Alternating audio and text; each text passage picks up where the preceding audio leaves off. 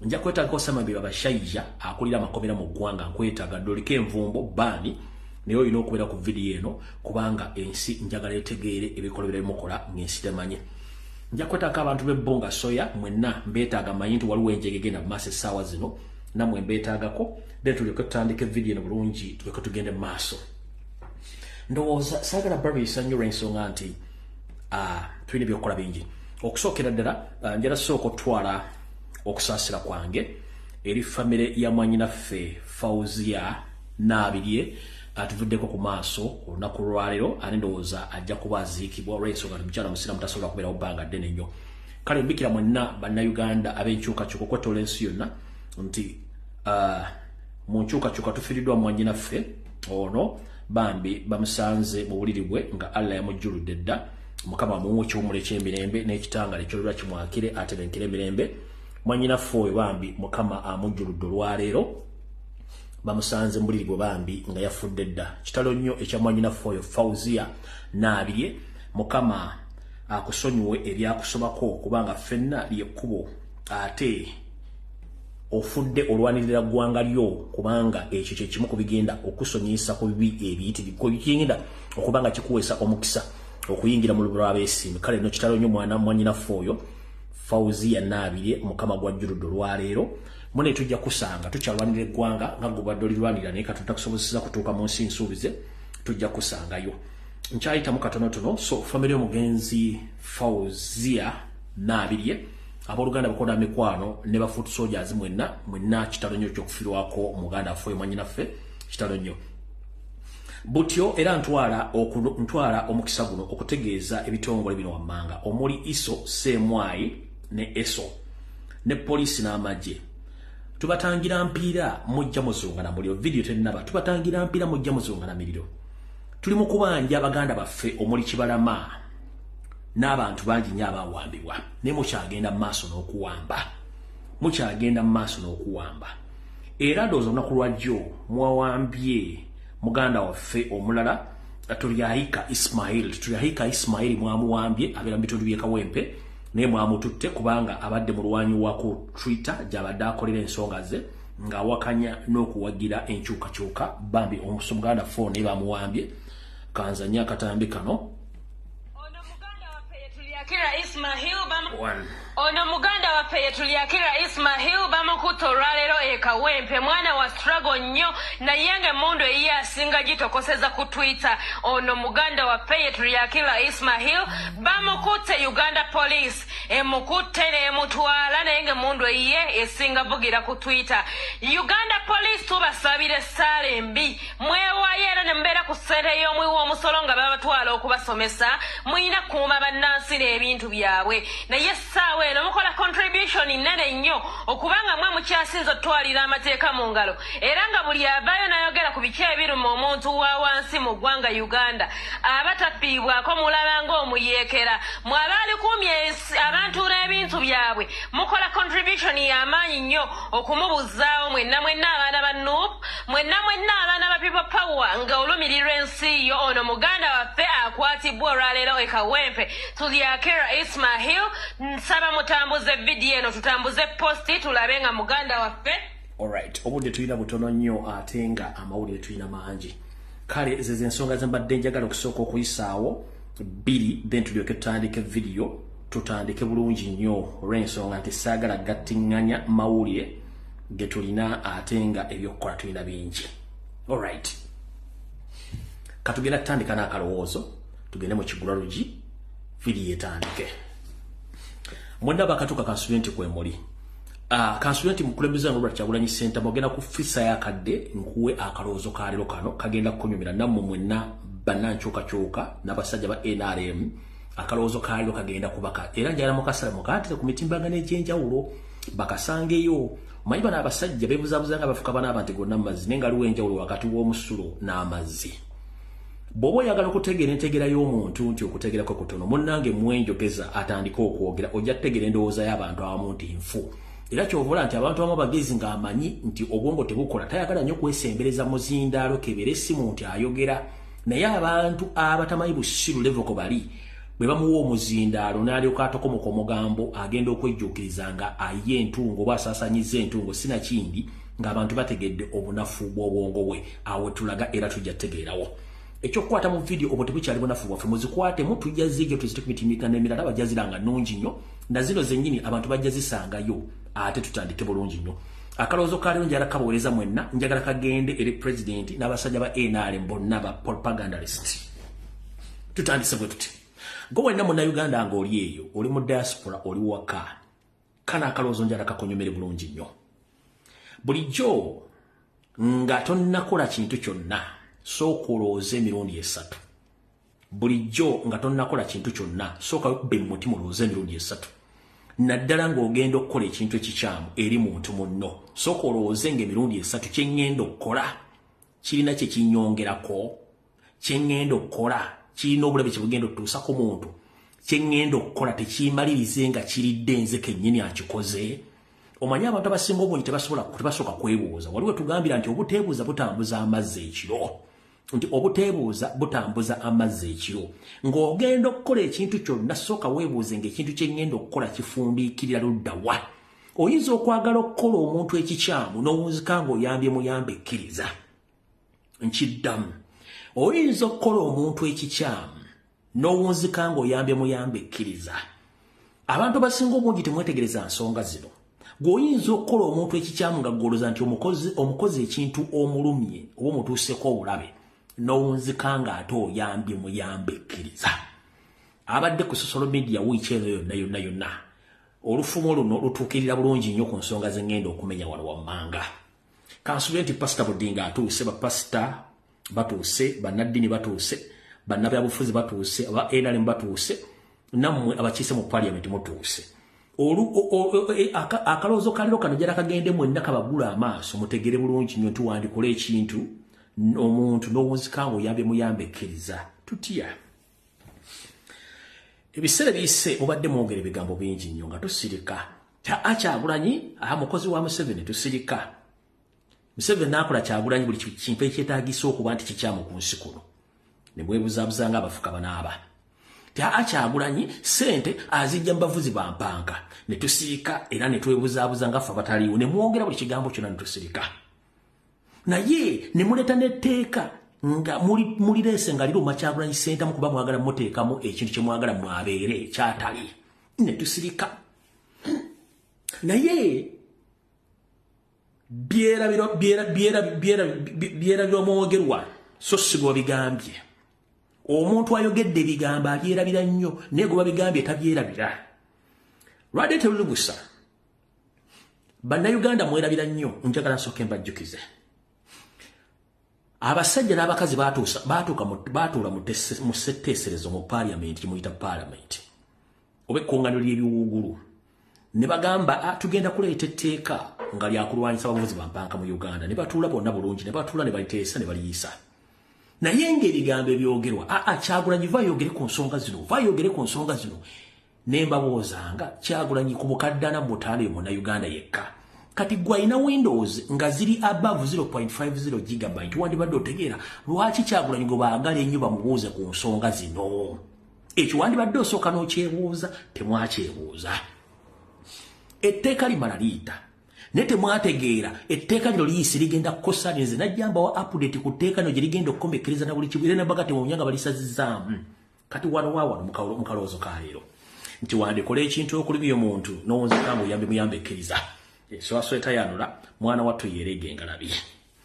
Kati mukulu Odrek Lwabogo mutabani wa Yoseriti Babuluwa lutabayisula mutabani wa Karekyezi ensete emizizide ensanga bisibe awujja muwala we ekiwojjolo ku contract gy'oliko. Nkulamusizaako mukulu oli mu ggwanga lya Amerika gye wagenze okuwujja obunyama okulanga mutaasa bizinesi zammwe ez'Agoa.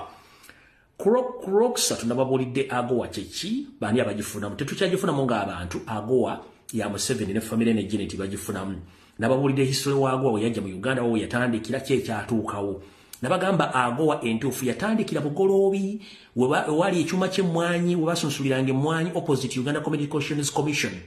Watandikira Agoa era bawandiika abaana embeerera abawala bokka ku myaka 16 okutuuka mu myaka 25 nga mbeerera zokka atali mbeerera tewakolanga mu Agoa nga batunga ebyalaane naye osobola okuwumbulira omwana yakola mwagowa gyali babasiiga sirimba bafunisa embuto eyo topic ne bagigala agowa neefa onaagisigaza kati munnange wandikola ekintu okulumya omutonzi kangu yambe muyambe ekkiriza ate omala ne weeyokya Museveni yeeyokyeza n'abantu be batya omukulu ono bulijjo asindika ekibooziboozi tya Kyagulanyi ensimbi azijja mu baki mu bavuzi ba mpanka twagenza okulaba ye kennyini yawandiikira ambasada wa Amerika ajje atwale ebbaluwa agitwalire mukulu gy'ole baliddawa ye Joe Biden munaakategeera yoseeri yawandiikira ambasada wa Uganda wa Amerika mu Uganda nga muwandika amuyise atwale ebbaluwa agitwale wa mukama we gy'ole baliddawa mugomuyita Joe Biden nga amwegayirira obutamusaako nvumbo ku bintu bye olw'etteeka eryabavuzi ba mpanka mukitegedde bulungi nnyo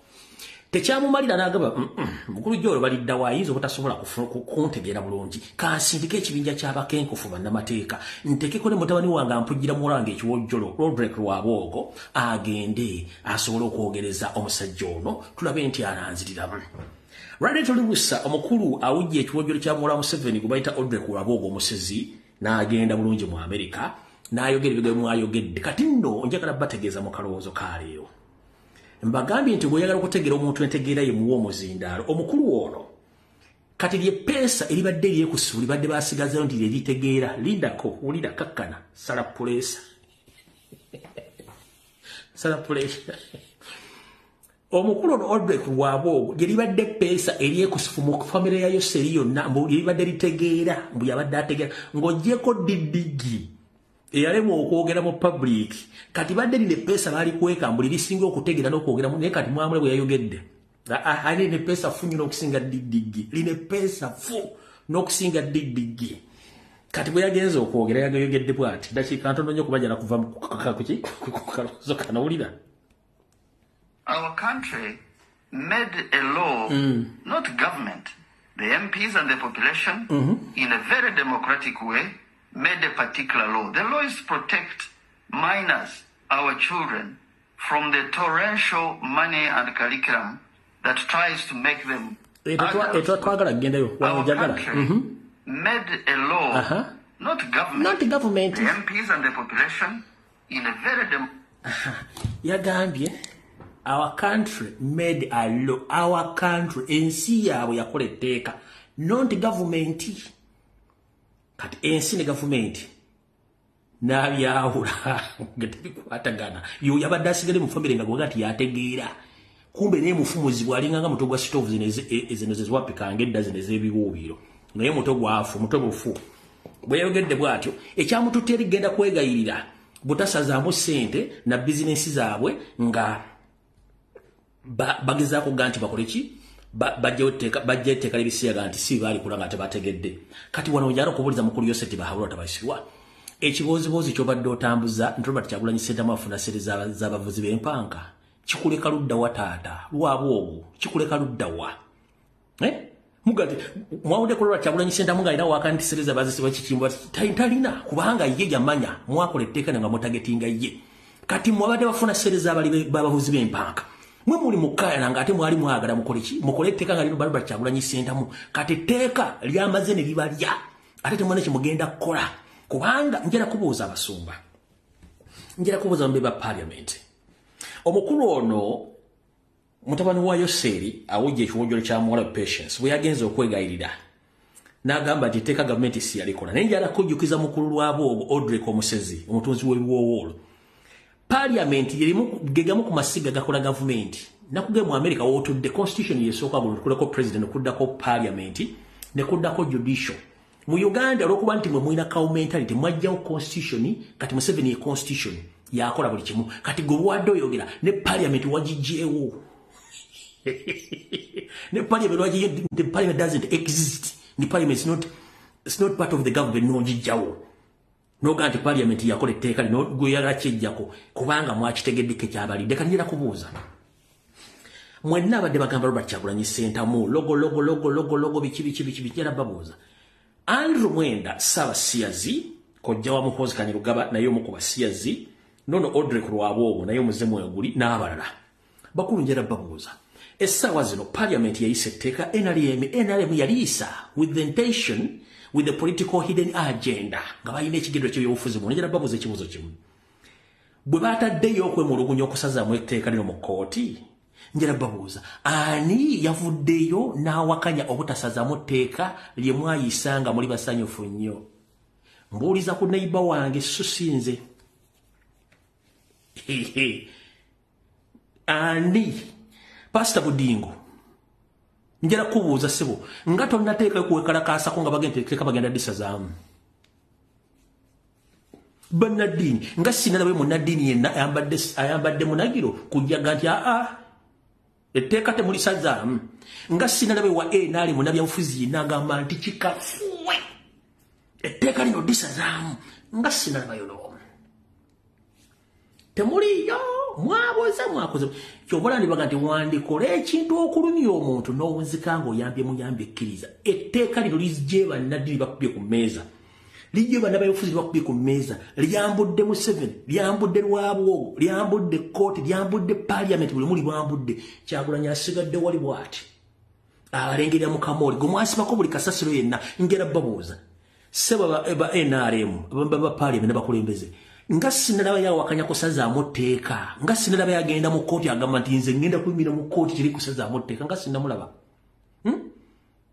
nga sinabalaba mutubuulire nga sinabalaba kyova olaba ng'ogambye obanga okola ekintu osooka nga kwebuuza emirundi 3 ekinaavaamu n'ekinaddako akalowoozo kawadde tugenze ku Kigulalugi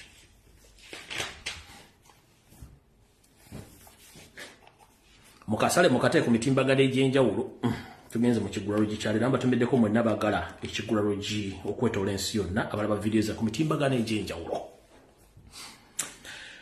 mu Kigulalugi kyalero jana kigende mwenna eri bannayuganda abasuubira okutandika bizinensi n'abazirina n'abazirimu n'abasuubira ziggalawo mu kirowoozo kyale mu Kigulalugi kyalero njala mukiwulirize bulungi nnyo kansubire nti Uganda Revenue Authority namwe mutuuse bulungi nnyo njala batteeka mu Kigulalugi kino mukitegere bulungi nnyo mu Kigulalugi kyaleero kigenda eri bannayuganda era kigenda kuva mu lufumo olugamba nti lubaala embeera nga n'embiro kw'otadde lubaala embeera nga n'embiro kw'otadde ne Katonda kennyini guluddene ayamba yeeyambye tojja kwetuulako buli kimu kikusanga ne Bibuliya ekugamba nti ataakole n'okulya taalyenga Bibuliya oba Bayibuli gy'okkiririzaamu ekugamba ataakole n'okulya taakole ki taalyenga ebikolwa eby'obuzira eby'obunnabbi byakoma ku Yesu oba ku Nabbi Isa we yakyusiza amazzi n'agafuula omwenge n'addira ekyennyanja ekyali ekimu n'akifuula ebyennyanja ebiyitirivu n'omugaati naawe abayigirizwa be ne bali okubawonya enjala ebyo byakoma dda kati ebiriwo olina kukola nakwebereramu okufuna ky'oyagala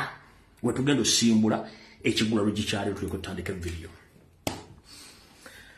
lubaala embeera nga n'ebiro kw'otadde gwena munnayuganda akutegeeza olwokusatu najja ne mbagamba nti ekitongole ekikuŋŋaanya omusolo mu Uganda ekya Uganda Revenue Authority kiri mu kutalaaga kyatalaaze Wakiso ne Kampala okuba nti babadde basolooza omusolo ogumenya amateeka baaba tekirimu Wakiso wokka na Kampala kati kambabikire okusinziira ku kafandali nga azina n'ow'enkufu akagenda mu maaso mu byenfuna by'eggwanga nga neyo sente takyalina wajja nsimbi ne windo zimuyiiseeko essaawa zino anoonya wajja ssente takyalabawo kyalina okukola alina kukinya bannayuganda okubajjako omusolo kati gwe alina ka bizinensi akati n'ogamba nga akasiika kyapati n'okudda waggulu okwo Uganda Revenue Authority etuuse okujja okukwata omudala gwo ogw'ennyaanya oba ogwa kyapati oba akaduuka ako nga tosasudde musolo gwe baagala ku ssaawa ebakaggale sinakindaba bakutwalireko kino kitambudde eggwanga lyonna Revenue Authority yayingidde kati ku gulawundi weeri era nsooka kukulabula gwe munnayuganda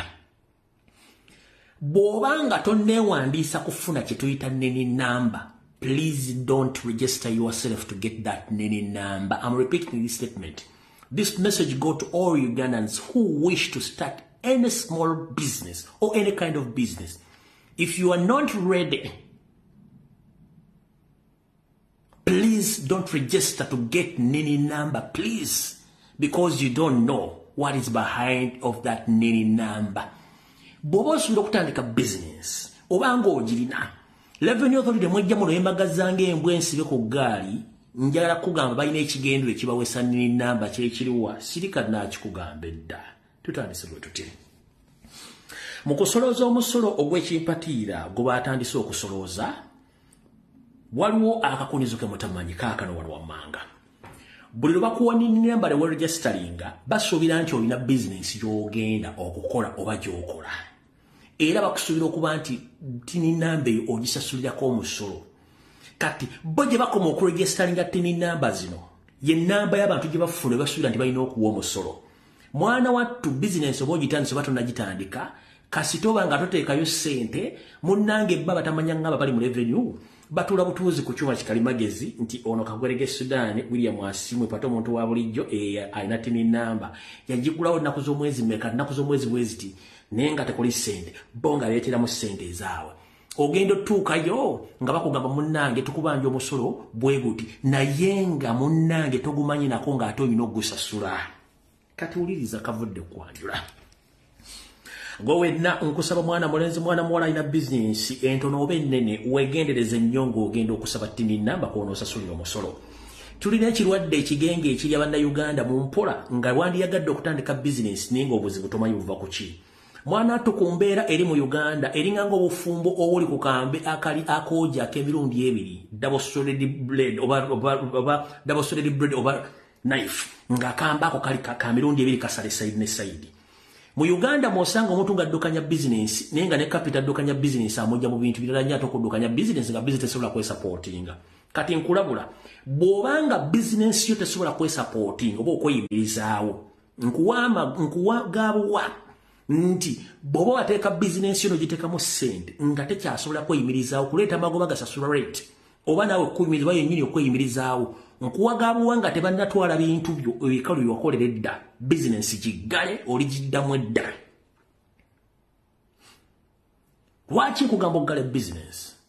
Bizinensi yo nabwo ogitandika ogiwa grace period ya myezi 6 ng'okyagifacilitatinga okuyimirirawo naye kasita eyingira mu mwaka nga tesobola kusasula rent tesobola kwesasula utility bills muganda wange nkuwagaabuwa oyo oli ku mukazi mugumba gwomalirako obudde oli ku musajja atasobola kuzaala gwomalirako obudde bizinensi giggale kubanga yo Uganda Revenue Authority ejja tandika okukubala ng'erowooza nti okola nga tolina kyokola ekijja okuva kugaana okulaga ensaasanya n'ennyingiza nga wasayininga waligisteringa tini namba bagenda kubigika omusolo batwala ebintu ebikalu ndowooza mutegedde bulungi nnyo mu kiggula lwegikyaleero. Bizinensi batasobola kweyimirizaawo giggale ng'obudde bukyali. Lwaki mbagamba ebintu byo?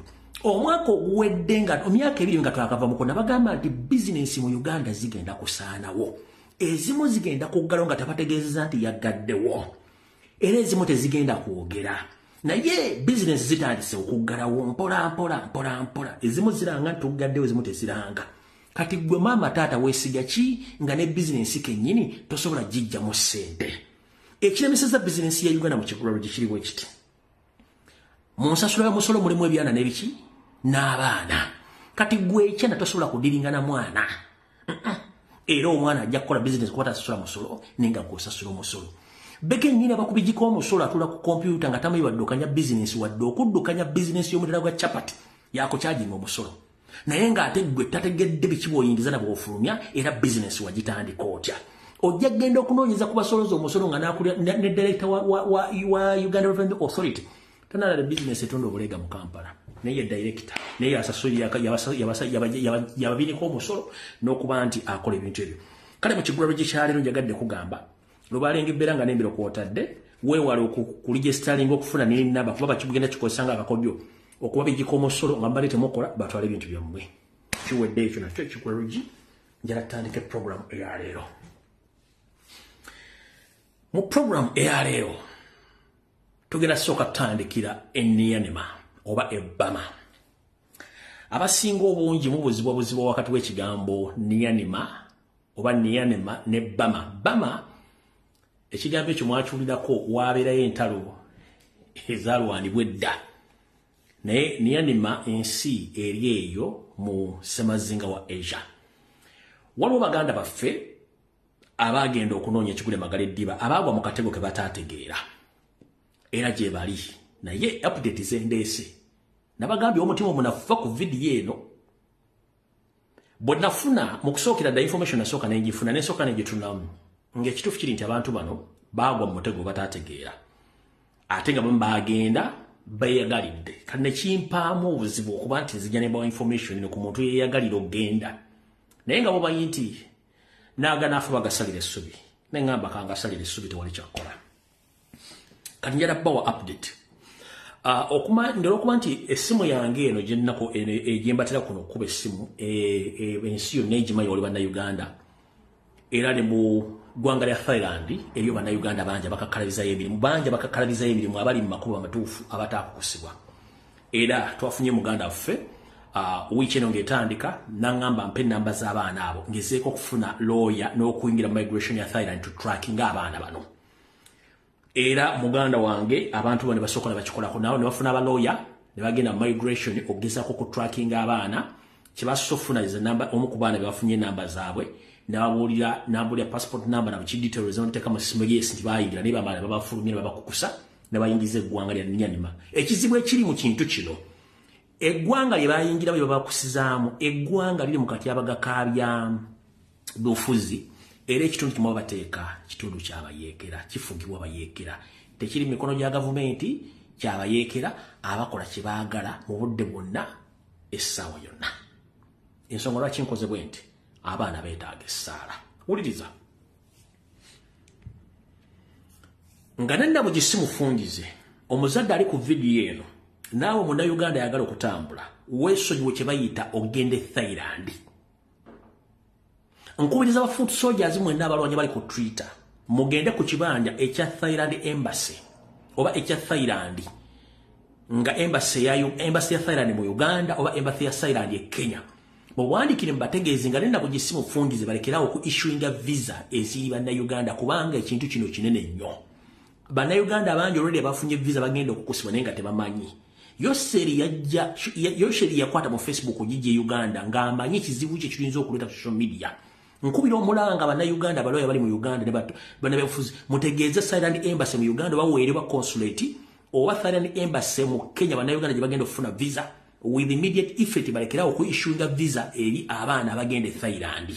Kyabulabe abantu abali mu kintu kino mulimu omusajja Binyonkondo atonye Moli musajja mu China nenga mafia yali mu kintu kino ky'okunoonya abaana basoma IT oba twala okukola emirimu gy'okuhakinga n'okubba nga babeesinga Nyanima oba Ebbama. Visa bazifuna eza Thailand bayingira mu Thailand olugwa ku kisaawe wabeerawo contact ezikulinze nga bakujja kukisenga bakuvuga mpaka ku boda Thailand mpaka ku boda ya Nyanima. Okutuuka gye bakutwala bayinza okutwala emmotoka nga 6 okutuuka eri naye mu mmotoka ezo 6 tosobola kutegeera ani akututte mpaka lw'otuuka gye batuse. Kati essaawa zino twogerera ngenda bawa information nga teva mu kamwa kange mujuulire bulungi nnyo naye nga agent gwe baŋŋambyeko olwaliro omu ku bo weewuunye mukyala munnayuganda ali mu ggwanga ya Dubai ngezezzaako mu contactinga before nga sinnajja ku live kuno wabula annemesezza olw'ensonga taddamu message yeefudde kagubiru ng'ejjindu ly'enkoko. Omukyala ono bamuyita Hilda Powers 2. Omukyala ono y'omu ku ba agent abakonectinga abaana bano ababonaabona yoyo omukyala mugikube screenshot n'ennamba yiyo kweri. Mugikube screenshot n'ennamba yiyo kweri y'omu ku ba agent abadiringa mu baana bano batwala Nyanima.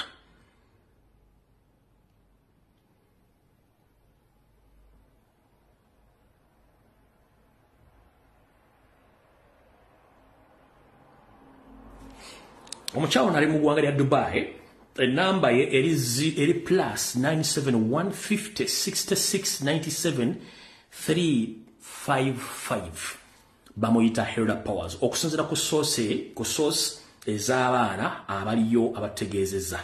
Kati ndowooza kansooke mbawe okusinziira ku kiriyo bali sinatandika.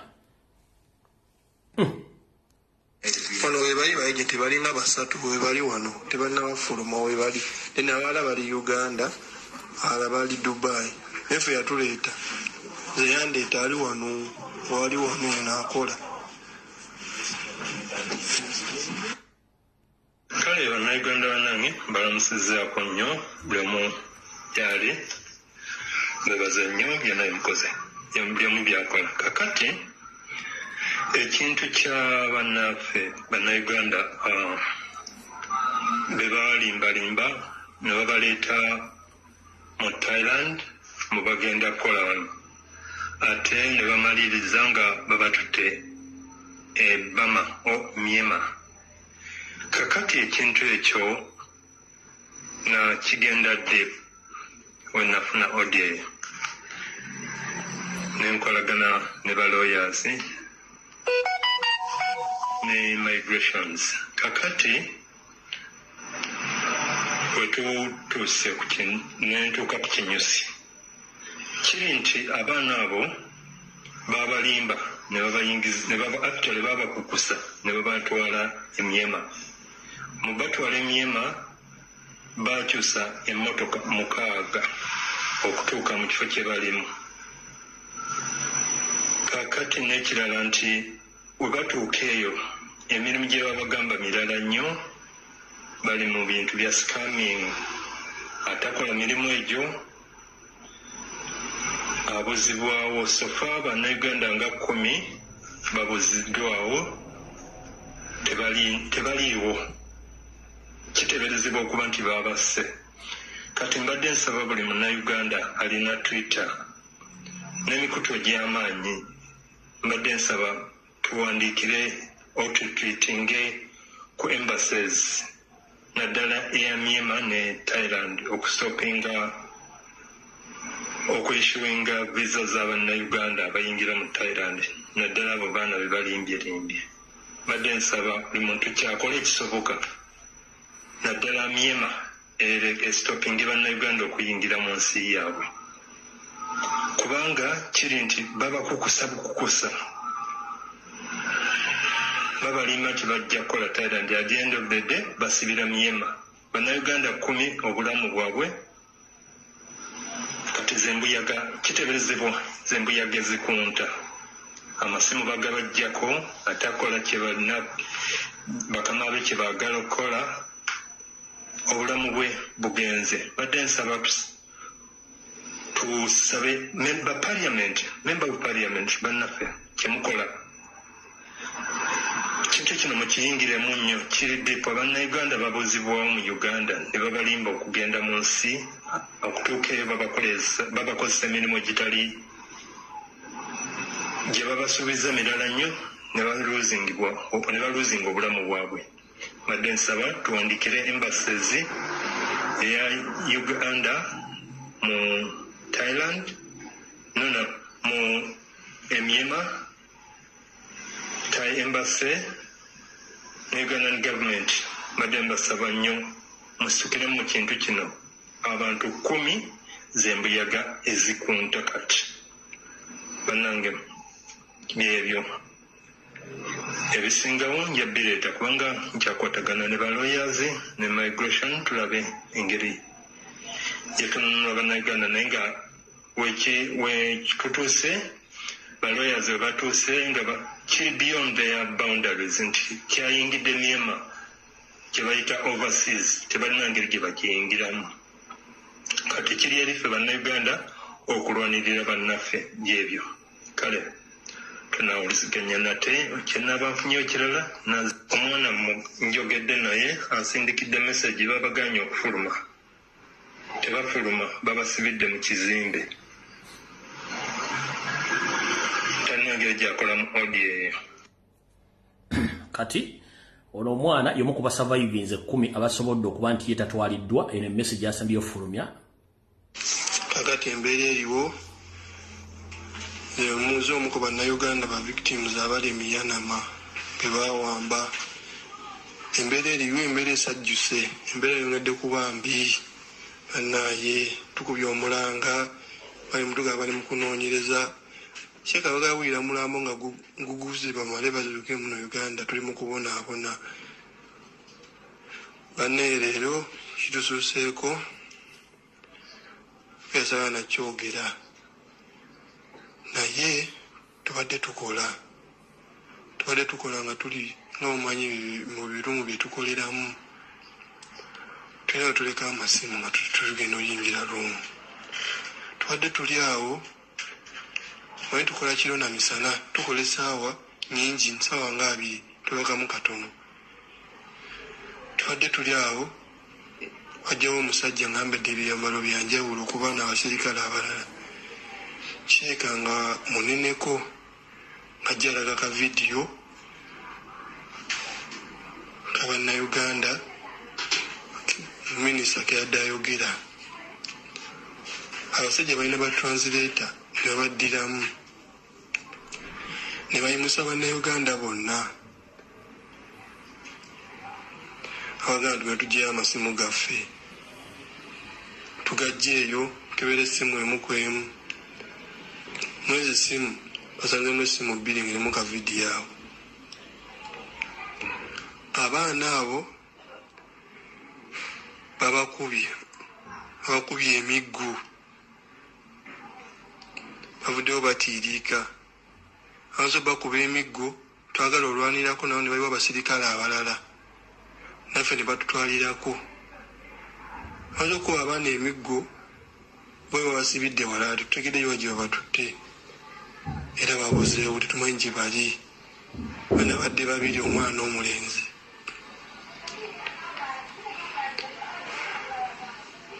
Era ffe bamaze ne batutta kwaba bagatukole tubabbire bakasoma. Batutadde shaba ndi wano njogera kuba nze mbagambye sirina ssimu yange naye nagikweka. Mbagambye sirina ssimu ez'abalala tebazirina zonna bazitutte kuba ebizimbe byanjawulo ffenna tukola mulimu gwe gumu naye ne bannayuganda bonna baggyeko amasimu. Tugezezaako okulwana naye biganye. Tetumanyi bana gye bagenze oba bafu oba balamu tetumanyi. Tweraliikirira tuyinza okuba omulanga naye tebatufaako. Yenna awulidde audio eno bambi atuyambe atuuse ku Uganda Embassy oba abantu yenna ayinza otuyamba bw'ekitongole eky'amaanyi. Ffe boolaba tukola essaawa nnyingi obeera mu luumu osomageramu katini bakubisa amasannyalaze egakuzuukusa. Okulya tulya bubi bannaaye tulya bubi. Eno embeera mbi ebisiyaga bingi nnyo buli wamu waliwo basirikale. Nze nogwolaba neekukumye enjogerera era bannaaye nayange simanyi nejjukira batrackinga amasimu bayinza ogitwala kuba wengikweka nabo si wali awali seefu. Sajja buli wamu bakeberawo. Simanyi na mirimu gye mugenda kujja eno naye abaana mugenda kujjayo emirambo kinyinza okwogera kuba embeera esajjuse embeera egaanidde ddala bannaaye mutuyambe embeera egaanye.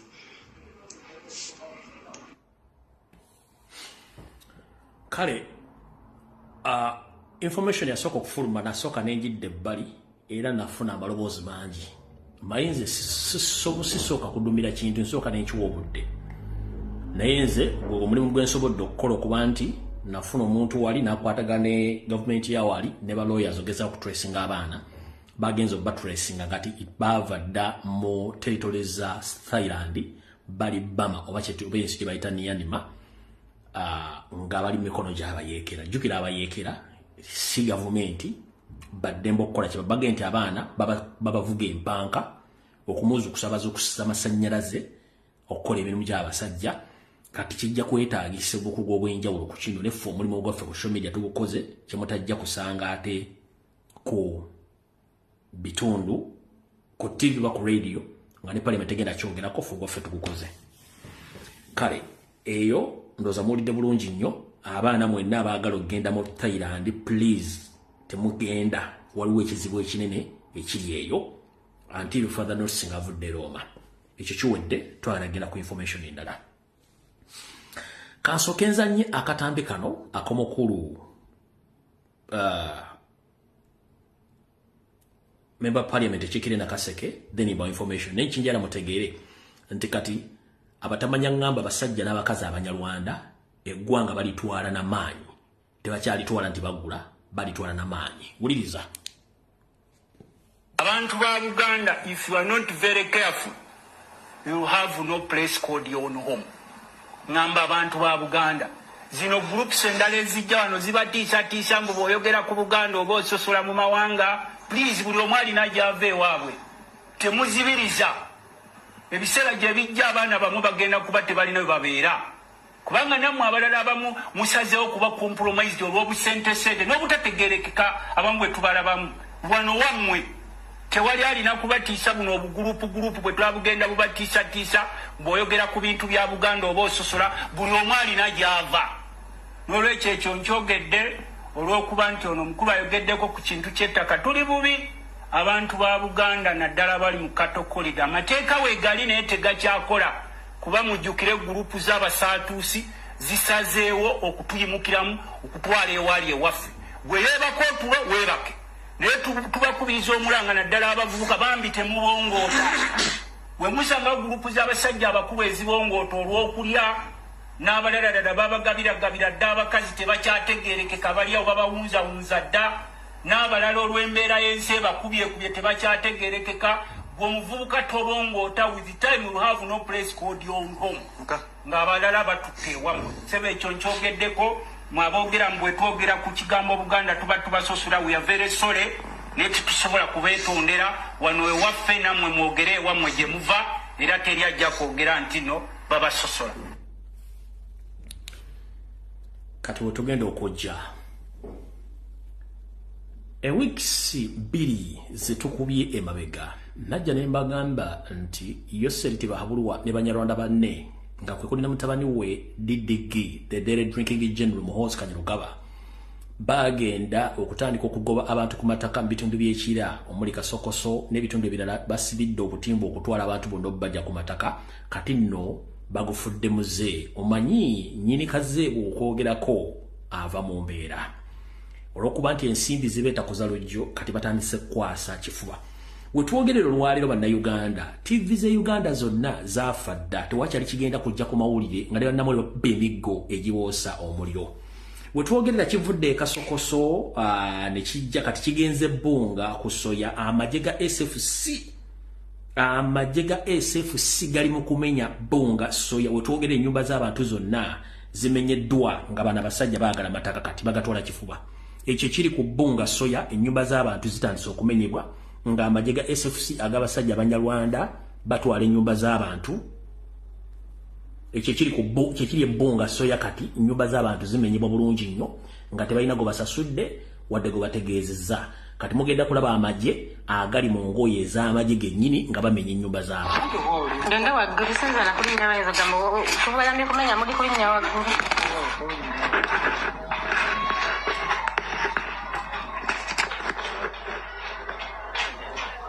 Abana bakwata video nekubayaga. Nebuzabuzanga eka kukutu. Marabe basonge. Kama tubeereremu. Uri ajja naye.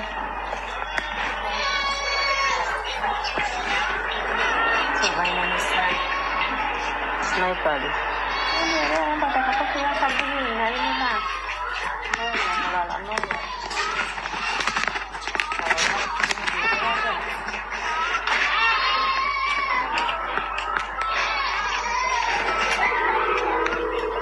Bagira abantu balikwata bakuba bagikuddeko naye ne gyakuba yeriiso nasengeeyo anti obadde okutusindiza nga yagala oba ogenda antawe bwenkuta. Kale omukulu bwe twogera nomugamba bantu bano boogera nnyo naye waliwo ekigenda mu maaso. Mujjukire mu Uganda TV radio stations zisinga obungi Yoseri yamala ddo zitwala n'aziddiza. Teri muntu asobola bagamba kintu. Bannabyabufuzi bonna basinga obungi babawa ensimbi tewali muntu asobola kugamba kintu kino. Kati bali mu kujja abantu ku mataka bamenye ennyumba zaabwe basengula teri muntu ayogera. Neewunya nnyo omusajja gwe bayita Ssemujunganda nga yakiikirira kira nga tavangayo kwogera dde ekigambo mu Parliament wadde mawulire ku kumenya n'okusindikiriza abantu okubajja ku ttaka mu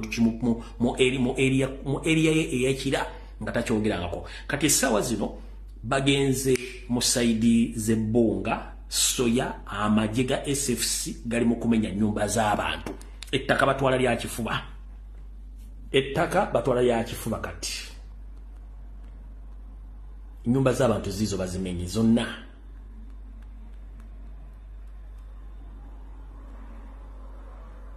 Eyo nyumba ya muntu.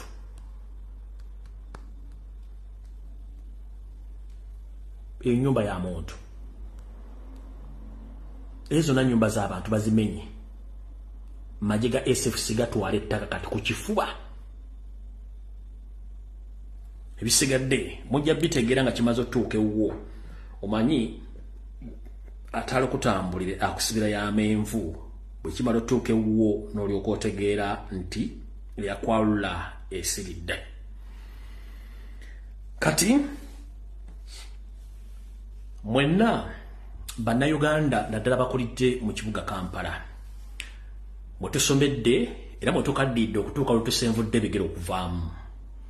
Mu nsi ezikulaakulanye ng'eno mwendi n'endala za Amerika zaani ebibuga byonna birina amasomero mw'abaana bwe basomera. Naye Kampala Capital City Authority neyo seriti bahabulwa n'abasajja babatamanya ngamba abayindi beereetera okubba batufuukidde ekyambika. Wetwogerela amasomero mangi nnyo mu Kampala gagenda gamenyebwawo n'ago agaggyibwawo. Nze nno gumulaba nasomera ku Nabagereka Primary School mu Kisenyawo bova Kampala Secondary bova ku Pride Theatre ngo kirodda mu Kisenyi osanga esomero leta Kampala Secondary bova Kampala Secondary umukono gwo guno ogutali ogwa kkono waberanga ku koti gye bayita ya Mwanga bova ku Mwanga twawulanga Lukomera ne Nabagereka Primary School kali balimenyawo. Ne tugenda ku ssomero lya Shimo ne babimenyawo. Ne tugenda ku ssomero lya Kyagolo ne balimenyawo. Ne tugenda ku masomero mangi bazi bagamenyawo. Kati amasomero gabadde gasigadde mu Kampala wakati kwe kuli essomero lya Nakivubo Blue.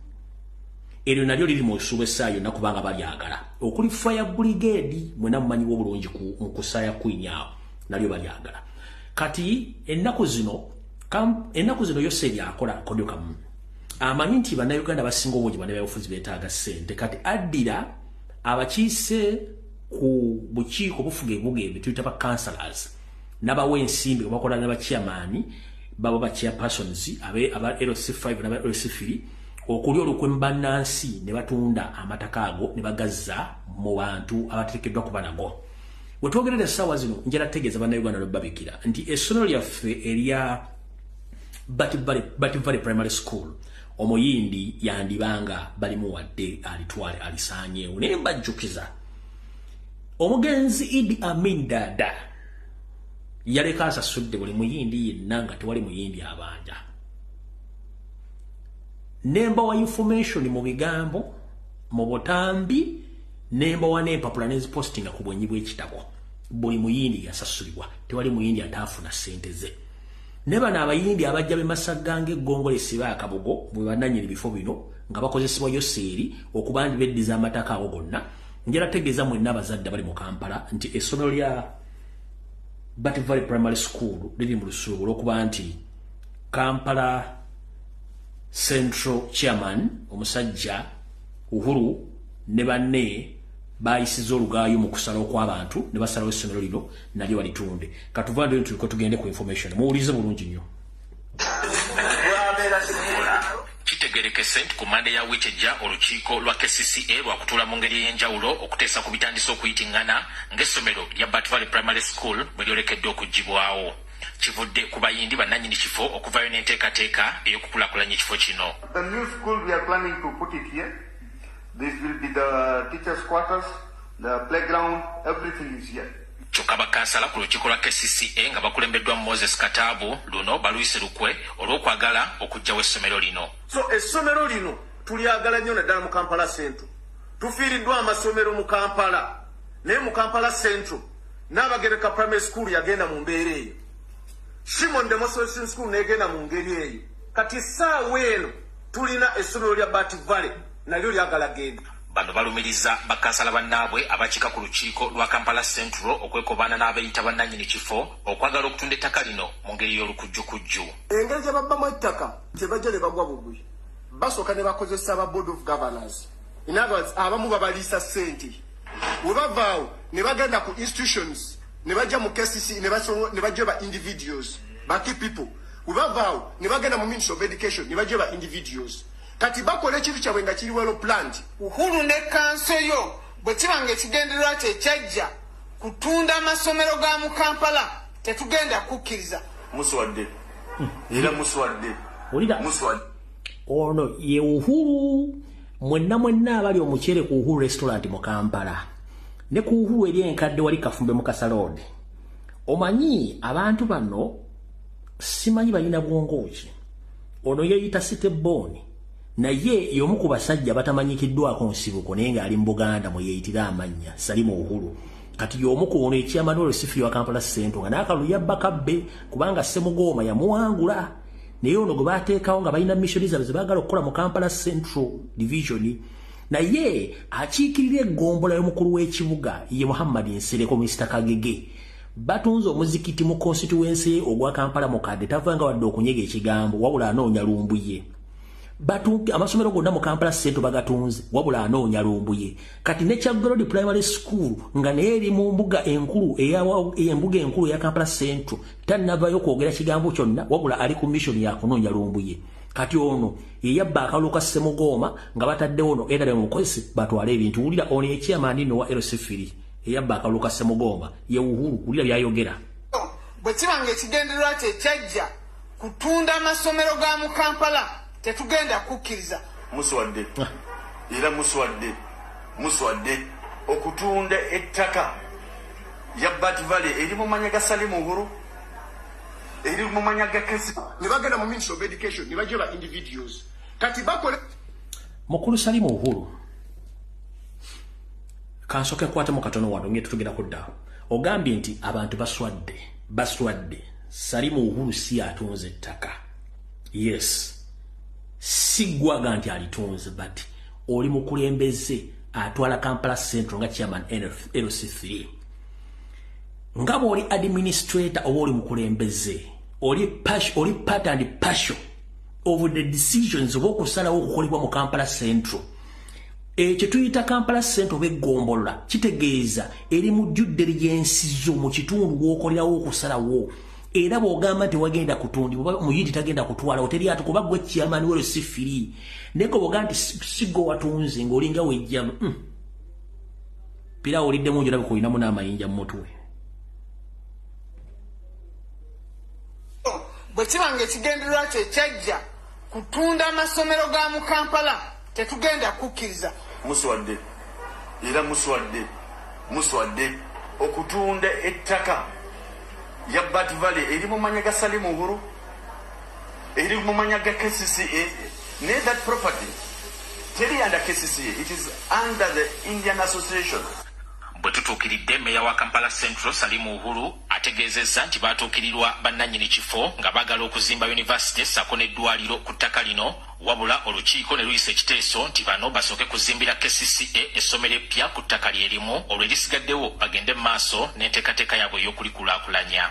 Nga tonnatwala possession y'essomero eriwo apparently sooka tuzimbire ne bakkiriza. Tuzimbire abasomesa we bagenda okusula ne bakkiriza. Ekisaawe ekiriwo tulina ogikozesa ne bakkiriza. Ekyokuna tugenda kubeera bannannyini ssomero ya KCCA ne bakkiriza. Kakati ntunze eki nayogedde ne meeya Uhuru ne mugamba meeya Uhuru ekyo kyemwakoze kijjamu era kiteekeddwa okusazibwamu amangu ddala nga bwe kisoboka. Temusobola kugenda maaso kuwaayo ssomero lyaffe eryo kubanga ekibadde kigendererwa essomero eryo kwe kulikolako kwe kukola ekikyamu kyonna ku ssomero eryo nga tuli mu nnaku enkulu. N'olwekyo ensonga lwaki tukikutteko. N'olwekyo tujja kumanya mu Central Division decision gye yakoze yawadde baani abagenda okukola ekintu ekyo. Naye ffe principle eri nti tugaana essomero eryo okukwatibwako. Ssomero ly'abaana, ssomero lisomesa baana. James Wanyaka akulira essomero lya Bat Valley Primary School bwe tumutuukiridde agambye nti byonna ebigenda maaso byakkaanyizibwako buli mukulu avunaanyizibwa ku nsonga eno era bo ng'ab'essomero balinze kinaava mu kusalawo kwa gavumenti. Tukyali essomero lya UPE era ffe emirimu ku ground gigenda mu maaso. Naye ebyogerebwa biriko ababivunaanwako abali mu buvunaanyizibwa bwabyo abali mu authority. Ssentebe w'abayindi bano aba Santan Dama Mandar bw'abadde atangaza ku nsonga eno agambye nti basaba division ya Kampala Central ebakkirize okuzimba essomero eddala ku ttaka lino oluvannyuma lwa KCCA okwemulugunya ku bizimbe biriko okubanga bikaddiye era bwe banaamala okuzimba essomero eppya ettaka lyabwe balikozese nga bwe baagala. So our proposal is very clear that we have asked them to build us, give us a permission to build a new school in the same land, and once the building is ready, we will hand over to KCCA. Kyokka bano tebabadde balambulukufu ku nkulaakulana gye bagenda okuteeka ku ttaka eddala erina abalisigaddewo. The freedom to develop as a mixed purpose of use without any restriction. That is what we have asked. It is our land. Lord Mayor wa Kampala Elias Lukwago ku nsonga eno awakanya obwannannyini bw'abayindi bano ku ttaka lino wabula nabo balumiriza nti ettaka lyabwe. Kati bano abayindi abashirisha Nathan Dama Mandal bwe bagenda mu nteeseganya za gavumenti wakati essomero lino liweebwayo era baasasulwa bano abagezaako dikirayiminga ogamba nti lyabwe balimba bulimbi era ebbanga lyonna tumaze ebbanga lyonna nga tuguluba nabo nga nkyali. This property belongs to SSTM Trust since 1960s, early 60s. 1991 we applied for the repossession of the school, which we got it on the 10th of March 1991. This is the copy of the certificate. Ettaka okutudde essomero lya Bat Valley Primary School liriko obugazi bwa yika nga 5 nga kati ekirindiriddwa y'engeri KCCA gyegenda okukwatamu ensonga eno kubanga ebyava mu lukiiko lwa Kampala Central byamaze dde okuweerezebwa ku KCCA okwongera okubyetegereza. Ani Walukatamba, NTV Akawungezi. Okay. Mr. Dama Mwindi.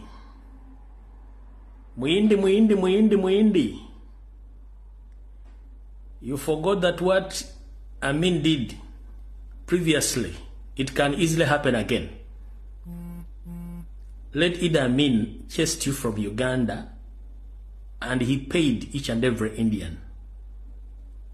But now you are coming out yearning that you are the owner of that land. For us, we know that you're working from 7. That's the fact. All Indians who were chased away from Uganda during Amin's regime or were paid, including you or your grandfather. So you coming out claiming to be the owner of that piece of land of 5 acres in Kampala Central, it's a big mistake because it can cause controversy to your side. So Mr. Mwindi Damam, I'm telling you the fact is, you are trying to open something which you can't manage because Museveni has no time in Uganda. And remember, Museveni is not a Ugandan too. So you two, you might think that you are safe where you are right now, but you're wasting a lot of time. Don't waste your time by claiming to be owning that land again. This is Uganda, particularly for Ugandans, as it is that India is for Indians. No one owns in land in India. You know that because you're from India. So Amin paid each and every Indian who was chased out from India. So here is Amin's statement. Can you repeat your question? Yes, with pleasure. We have seen pictures of you applauding the flogging of policemen.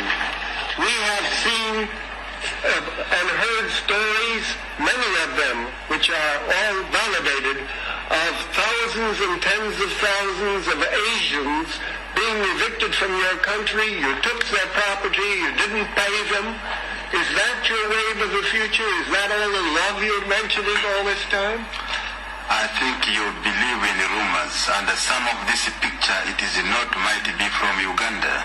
I think the people whom I sent away of the British citizens, they were controlling 99% economy of Uganda, all business, industries and everything. And on top of that, I requested them when I took over in 1971, the power was handed over to me by the members of the armed forces. I asked them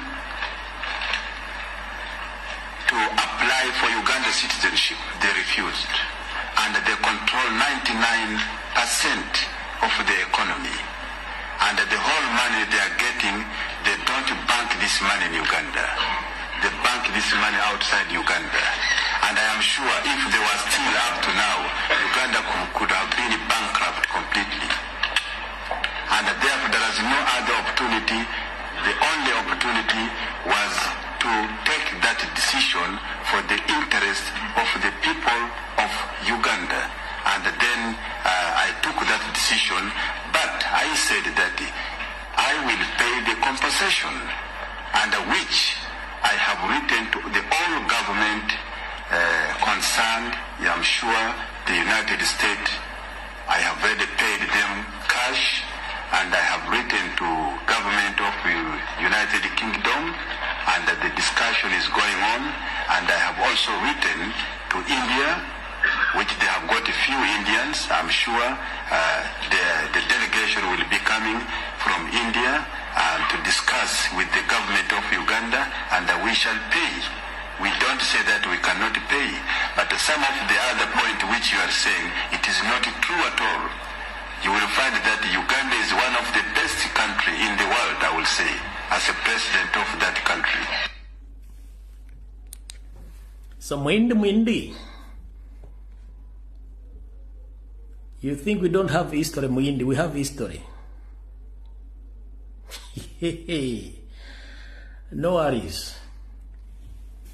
So Museveni yagamba Amini yalite yasoma oluzungu Amini lweyogera Museveni tosobola dwogera golo gattalo nanage moga Amini te yasoma yali yange bibuba by'abantu oyo musajja oluzungu in fact ye itasoma na kapapula ngabo muso kumupapula Amini yali tasoma kapapula mbuti yasoma ne Museveni kyokoze bana Uganda emyaka giyo nango okuba Museveni osiga akasajja jja go singo okusiga akasa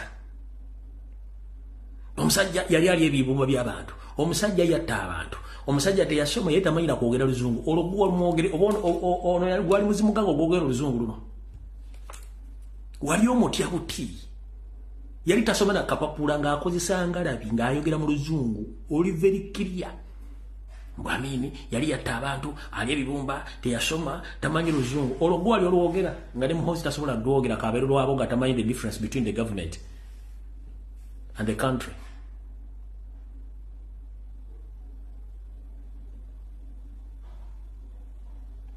Gwa sindise mu America ogenda okwegayirira sente z'abavuzi b'empanga tasobola kwawula nsi na government. Gwa gamba nti yasoma oluzungu yali aluwogera nga tasoma kapapula watu wonna mwe muwandika ku papula ne mutandika osoma kamukamu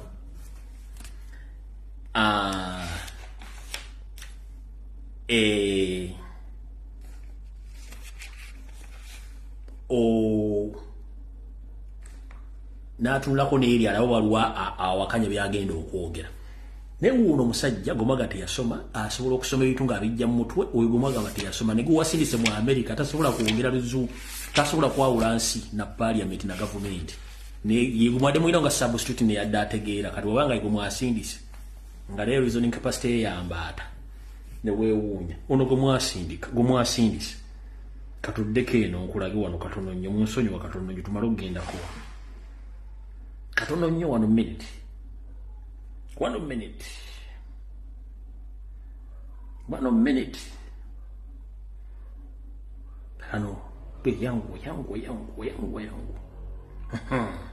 kati kano ka just comedy mwagamba mente yasoma ne kano ka just what just comedy njala nkabazanyiremu kuba bazanya mutabani wo kennyini abisangano tipi yezo mfemusozi serafensana andina fulanda nisoko kubera ngati kutusako nanga tibantu genze kumukolo gendo kunonya akanyama ekanyatu naye ekitumucheko katono tufena ng'ugambo nakantu balesire mu Uganda kirese babadde okwogera kirese jeno Matayo Katumba ebuke mwamba Matayo Katumba naye alese byagendera lise kwalo nali kukumukalisira ayinza n'okuba naye kennyini tayogedde tabitegedde lwavu tuwakirisa.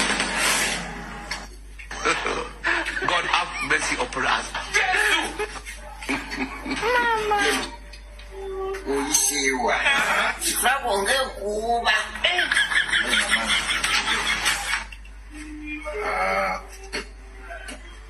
2 days ago.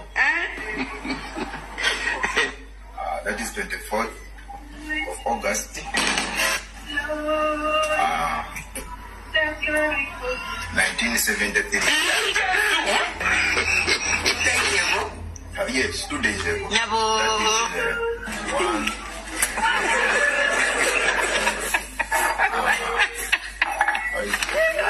That is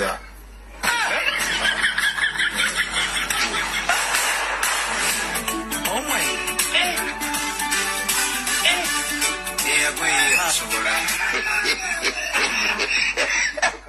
now that is 50 years ago.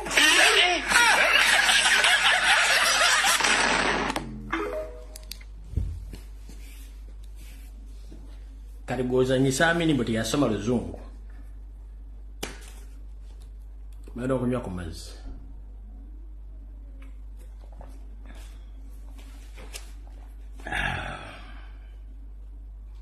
Nego wasilise wa America ode byayogedde. Ate nga lye pesi lye kusibuli mbadde nalyo mbo yabadde dinyira sabu tutasobola kwa uransi na government.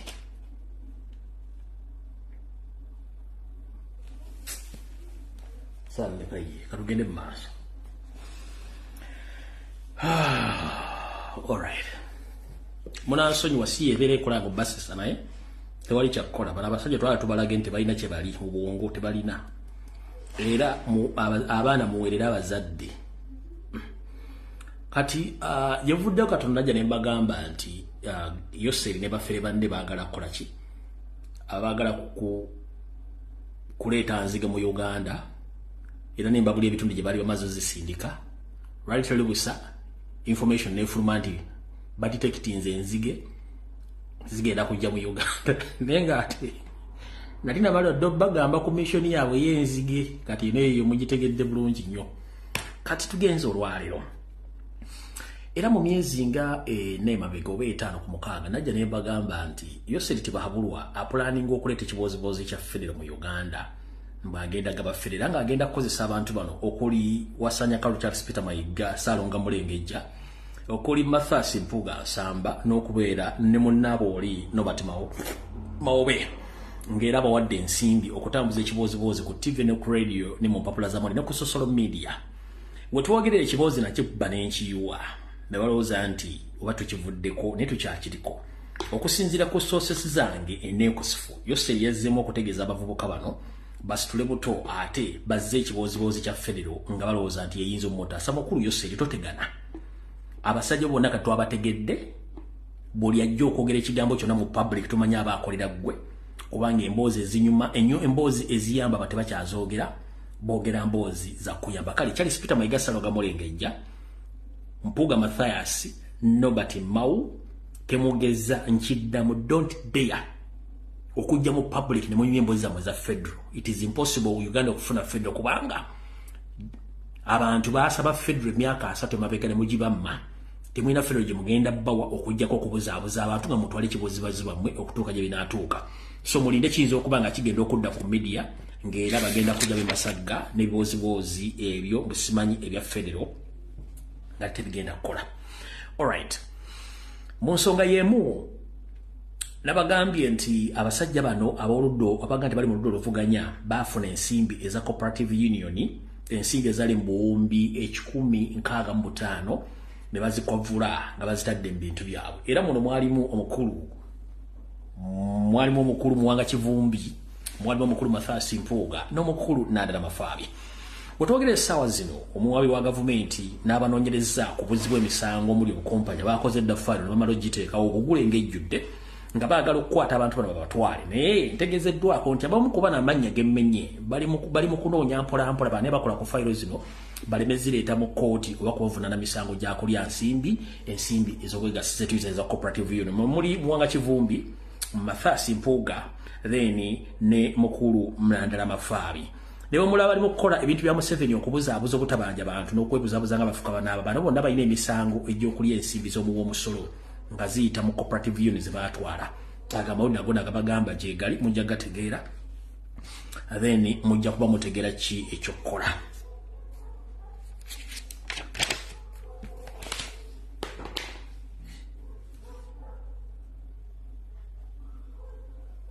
Katusooke tuddeyo eri. Kati mukulu Simon byabashajja gye baleko gy'otuusako nga tukasumeti gitambula bulungi bali batya b'okuuma. Wakaabye nnyo twaha ng'entulege oluvannyuma lw'okukosaako envumbo y'okutambula okwetola ensi yonna n'okusiba ebyobugagga byo n'obutaddamu okulingiza ku nsi yonna n'ovaayo n'okaaba. Naye Shimon Basajja obuvuyo mukola n'okutunda emmere y'abasibe ne mubaliisa akakanja ne mubaliisa obutwa na buli kimu ne mutuuka n'okuba nga mukolagana basajja nga Andrew Musaasizi owa Millers Nateete kuba nti muteeka obutwa mu mmere ne mutunda emmere y'abasibe ne muddira ebikongoliro ne mbiteekamu kasooli ne muwa abasibe ne balya. Kati njagala muwulirize story no true story eri mu makomera ga Uganda mugenda kaba saagala akaaba muwulirize bulungi nnyo bino bibiri mu makomera ga Uganda na buli kimu ekigenda maaso mu Uganda. Buli musibe yenna ajja kuwa information naye eno wano weesookera wuliriza bulungi nnyo. Yensonga lwaki abaana bajja bali bava makomera nga bafudde wuliriza. Nga tudda ku nsonga y'ebyokulya eruzira bannanga abaana balya bubi nnyo. Abaana balya emmere ejjudde ebikongoliro. Kasooli aba mutononga ebikongoliro bingi. Essaawa bw'etuuka y'ogenda emmanju abaana bayisibwa bubi nnyo y'ensonga kyona bavaamu amasiro emabega ne mu busajja. Bwe baba nga batuuse ku leve eyo bakugamba nti bakulagira ogenda ku ddwaliro. Buli wodi erina woddokita naye nga woddokita oyo aba musibe. Woddokita naye kennyini akubuulira amazima nti bannange eddagala ttono. Omuntu atuuse ku leve evaamu amasira munda bw'aba mutwala mu ddwaliro bakuwa buweke bwa panado oba ne bakuwa bupenikiira. Tebalina ddagala teri ddagala. Waliwo endwadde gye bayita eya namusuna eri eruzira ekubye abaana ku ttaka wansi basinga obunye ensusu zaafuuka ziringa ekikere ziringa bwolaba ensusu za ggoonya eddiba lya ggoonya. Balina endwadde y'ekifuba, balina endwadde ey'ensekere eva ku nsekere. Ensekere empitirivu nnyo zirumye abaana okujula okubakutulako olususu okubayubulako olususu. Mukiwulira bannayuganda bannange. So bwe tudda ku mbeera abagenyi abakyalira abasibe abagenyi abasinga nti bamanyi nti neruzira tebatwalayo bintu. Omusibe takkirizibwa kukyala omugenyi we okujja n'ebintu. Bw'ojja n'ebintu babikugirako wali ku mulyango. Ebintu bye bakugyeko tobizzaayo. Ebiseera ebisinga nti tobizzaayo bikwatwa n'ebitwalibwa mu kantiini. Kantiini eyo erinako nnyiniyo nga ye OC akulira Kampala limandi. Era sente nnyingi nnyo zaafuna olunaku za collectinga mu kkomerawo mpitirivu nnyo. Ekinene nnyo buli lunaku OC ate kukuba nga kuŋŋaanya miliyoni n'emitwalo 7 buli lunaku ng'azikuŋŋaanya atya. Abantu abakola purchase abakola order y'ebintu bagenda okukozesa omuli omugaati ne sukaali. Kilo sukaali obeeri ku 3.5 ebweru mu Kampala limandi ebeera ku nusu kakaga 5 oba wakati wa kakaga 5 n'akasanvu. Omugaati ebweru gwe tugula oba 10 oba 13.5 ebweru munda wali mu kkomera gubeera ku nusu kakaga n'akasanvu.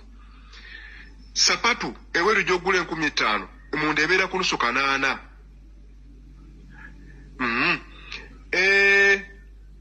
Enkoko abaagala okulya ku nkoko era zonna ziba za OC munda omwo. Enkoko eri wakati w'emitwalo 5. Kiro ennyama y'embuzi era OC zaleeta munda omwo ebeera wakati w'emitwalo 3 ku 2.5. Kiro ennyama tepimibwa ku kiro bagikwata bukwaso ati nawe yinga mu mukono n'agamba nti yo kiro ne mulyoka mulya kanyama. Ndozo wulire komera sente zibakoleramu. Tebakyali ku mulamwa gwa kuma basibe bali ku mulamwa gwa kukola sente.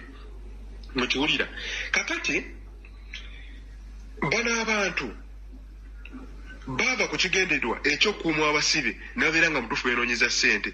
Bannange musabire ennyo eggwanga. Oggwanga lyavuna mu buli ngeri yonna. Omusajja byabasayiza ate naye agabana ku sente. Era abamu yateekayo bano abantu be naye sente zazigabana ku byabasayiza wakulira amakomera. Busimayo bayani eyo oba bamine byabasayiza oyo. Ensimbi ze bakolektinga mu basibe empitirivu tebasobola kulongosako makomera, tebasobola kola kutya. Abasibe bennyini beetera tayirozi makomera era wodi ze zisinga obungi teziri mu tayirozi. Wodi ze ziri mu tayirozi abasibe bazeeteramu. Ne TV eziri eruzira Brian White yazigulirayo. Ne TV eziri eruzira Brian White yazigulirayo. Kankome wano nja kudda tugenda kudda nga tunoonya ebintu ebiri eruzira. Balamusiza bannayuganda ngenda kuyita mu bufunze ddoboozi lyange eno lisobole okuwulirirwa oba bannayuganda basobole okuwuliriza ebimu ku bintu ebifa eruzira. Ngenda kwogera ku nebaka y'abasibe mu ODN esoose. Bannayuganda mwenna gye muli oba buli muzadde yenna gy'ali ng'olina omwana eruzira, musaana musituke mulumbe ebitongole ebirwanira eddembe ly'obuntu oba ebitakabanira eddembe ly'obuntu, buli kitongole kyonna ebiri loko n'ebiri international bisobole okukola okunoonyereza okw'engeri yonna yonna esoboka okukola okunoonyereza okw'ekikesi mumanye ensula n'endya abaana bamwe gye basulamu oba abannayuganda bannaffe gye basulamu nga batuuse mu prison y'eruzira. Ngenda kugera ku prison oba ku prison gye bayita Kampala remand. Kampala remand waliwo ward 10 yeyo. Ward 10 ndooza eteekeddwa okuba ng'esulamu abantu abataka wansi wa 6 oba batasukka 6. N'ekiseera kituuka ward 10 ebe n'abasibe ne babayingiza mu ward 10 ne basulamu abasibe 207 206. Abasibe abo enebaka gye bakamu bebaka batya wuliriza wammanga wano. Omusibe omu asoose ku ttaka ku seminti yeebaka n'ateekawo olubiriizi akagongo tukayita akagongo abamanyi Oluganda. Yeebaka n'ateekawo olubiriizi lw'esayidi emu omutwe n'aguteeka eno omulala ne yeebaka ng'omutwe agutadde enono gy'atadde ebigere eyasooseewo. Kakati wabala okwebaka eyo leeyi emu ebeesooseewo ne bamuzzaako omulala waggulu. So ne bapanga leeyi eyasoose mpaka ku kisenge n'ekoona eri ku kisenge. Kati ebanga egenda otuuka ku kisenge balekayo space ey'abantu bano aba basasudde ssente ewali wakati w'okusasula emitwalo 15 wakati w'emitwalo 5 ne 10 ge bayita amalaazi. Kati amalaazi ago abalinamu kasente yagasulako. Kati bafuba nnyo okulaba nga balekayo space y'abantu abagenda osasula ssente kubanga buli woodi erina akawunti. Buli woodi erina akawunti yaayo. Eruzira omusibe takwata ku ssente. Omusibe ssente ze zibeera ku akawunti obutono bwe baba bakulekeddemu babuteeka ku akawunti yo kojja ofuna ky'ogulako oba olina ky'oyagadde. Ebyengenda okunyula wansi awo n'enkula y'ebintu babigula wani ani nannyini bintu ebyo nja binyula wansi awo. Tusooke tuwulirize ku kino eky'abasibe enebaka yaabwe. Kati leeyi eri gye mbagambye ebala okutuuka ne balyoka bazzaako ey'okubiri waggulu ku kabirizi k'ono yasooseewo ne bagattako lenda naye neetuuka kuli kye bayita ekigaali. Kati omuntu yeekyusa okuva lwe yebaseewo mpaka obudde ne bukya. Omusibe yeebaka kubanga TV eggyibwako ku ssaawa 2 lwekoma okubeerako. TV eggyibwako ssaawa 2 nebanga tekyaliko ne mwebaka ne babapanga mu kigaali. Baba balobapanga ne mwebaka mpaka ku makya. Okiwulira lwe muzuukuka. Kakati mugenda okuzuukuka ng'embirizi mwenna zibaluma ng'ensekere z'abalumye. Era y'ensonga lwaki olaba abaana baba bafuluma amasira mu busajja bafuluma amasira emabega. Emmere gye balya ejjudde ebikongoliro. Ebyo nangenda bimenya wansi awo kankome wano odenziremu endala. Simanyi oba okwongezaho katono nnyo ku odi yokusatu. Simanyi oba mujjukira ebijanjalo bannayuganda bye baatugabira mu biseera bya COVID awo. Kati ebyo bimu ku bijanjalo ebiri bweruzira ebiriwo akawunga kali akajjudde ebikongoliro ke mbagamba. Ebijanjalo ebyo okiwulira ebijanjalo byo tebabisiikeko. Era mulimu ebitongole ebiwa butto ebireeta ebintu mu makomera nga bigenda kuyamba basibe tebituuka abakulu babyeddiza ate ne baddamu ne babibaguza ng'ebitongole bimaze okubibaweereza baddamu ne babibaguza abasibe bakiwulira naye kyekwewuunyisa bagenda okuteekayo oba nga gye twandise nga accountability biki okukiteekayo ewa mukama waabo oyo mbw atwala agiteeke mu paalamenti bwe banga etuuseeyo akugamba nga abasibe bali akawunga akatukula era bali akawunga simayo akalungi oba n'enva ensigeko tebakulya binusu nti eruzira waliwo ekintu ekiyinza okuva mu kitongole kyonna ne kituuka eri abasibe tebituuka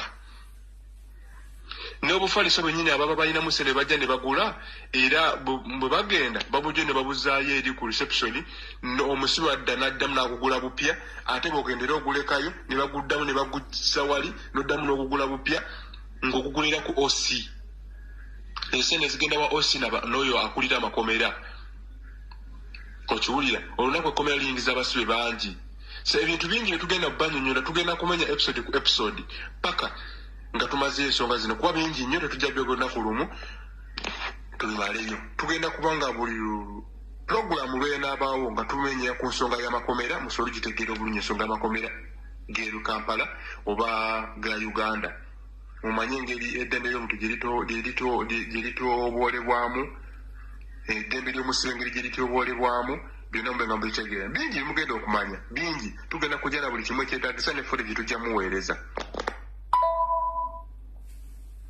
Alright. Kati mukulu Simon bya bashayija wakabye wowe bansibye sinagenda mu America sereza bazisibye ebintu babisibye. Kati ngovaawo ngokaba mukulu nga nawe oli candidate wekomerero next in the shift. Ndigoddako esayi nomu mugenda okudda mu shift eyo. Room wade ino kwera abantu nkaga nemugiteka abantu 3 nkaga bibiri bantu 10 binanga oloza bagenda ko bakabatya. Nga abantu abasinga obungi bali makomera ogo bonna ba political prisoners abantu abasinga obungi makomera ago bonna bali land owners obibanja owners mwagala okutwala kamataka nga talina musango mwamuteeka mu kkomero lwakuba nti mwagala twala ttaka abafudde nemusobola tegeeza famire nti abantu bafudde mbasiga ku faamu zammwe eyo olinaga nti omwana wange yabula bamukwata yabulira ddala nenga mwe kigendera kyamwe kyakutta buli muntu yenna gumwagala abawakanya nendo buli kimu kikola budde butono nnyo mujja kifuwa nga mukiza munda tubatangira mpiira mujja muzonga na muliro wetwogerera essaawa zino tuli mu kubanja baganda baffe abawambibwa naye ate mubakanye buto n'ogw'okuwamba abalala bwe mbadde mbategeeza ku nsimbi eza cooperative union ezatwalibwa mbadde nabidde okubategeeza nti n'olukalala lwakuba nti cooperative union zikuno kusinziira ku mpapula ze nafunye bw'obanga osobola okwetegereza sayini kuno sayini abamanyi sayini ya Mpuga abamanyi sayini ya Nadala Mafabi yowamukivu mwizo girabako kuno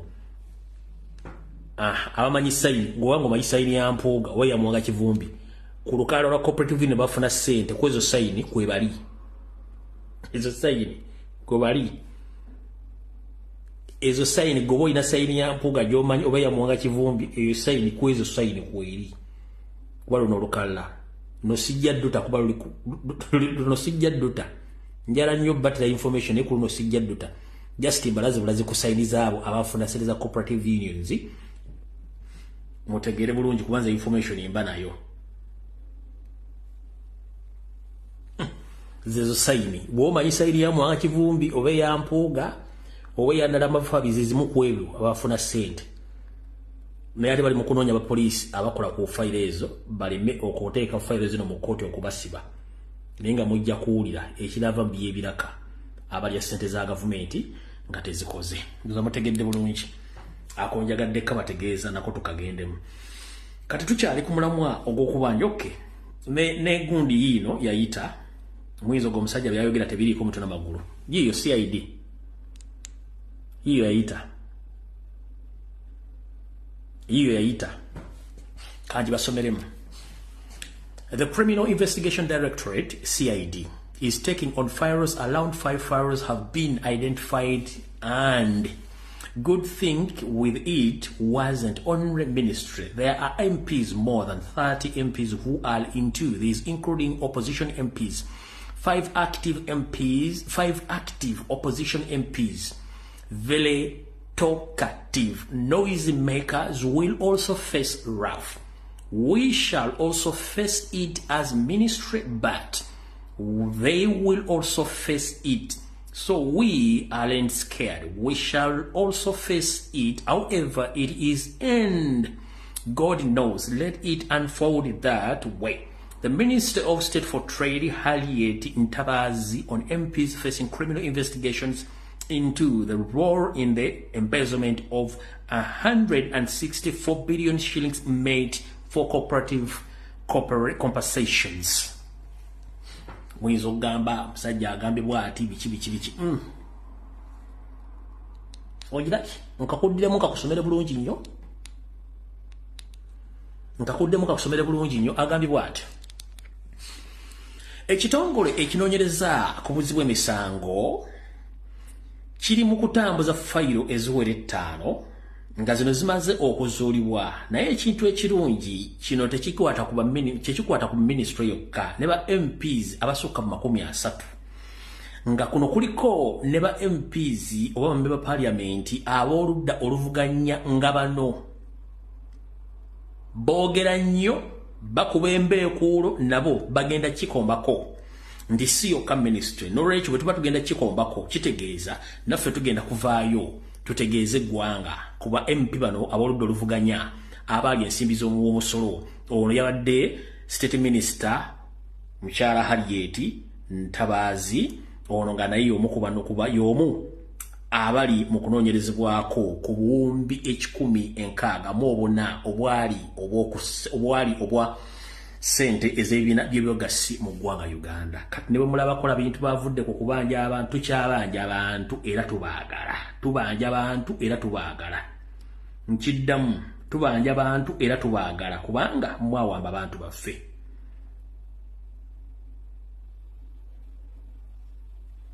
Mukyala Nabbanja obujulizi buno twabusindika dda mu International Criminal Court. But we are fortunate that Kibarama was arrested. He was arrested recently in October in a place called Kakiri, and he's one of those that is claimed to have killed police officers in Kiboga, Wakiso and other places. All right. Kati mukulu Yoseri Tibahabulwa